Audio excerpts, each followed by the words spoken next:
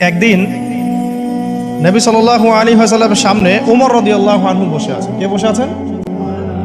উমর রাদিয়াল্লাহু আনহু নাম তো জানেন, ইসলামের দ্বিতীয় খলিফা। নবীজিকে বলছেন যে তাওরাতে কিছু সুন্দর কথা আছে ইয়া রাসূলুল্লাহ। এই কথা বা এই স্টেটমেন্ট শোনার সাথে সাথে নবী সাল্লাল্লাহু আলাইহি ওয়াসাল্লামের চোখ মুখ রাগে লাল হয়ে গেল। হাদিসটা মিশকাতে আছে। রাগে লাল হয়ে নবী সাল্লাল্লাহু আলাইহি ওয়াসাল্লাম বলছেন যে ইয়া উমর, হে উমর, তুমি আমার সামনে তাওরাত পড়ছো? জেনে রাখো, লাউ কানা মূসা হাইয়ান, যদি মূসা আলাইহিস সালাম এখন জীবিত থাকতো। তাওরাত কার উপর নাজিল হয়েছে?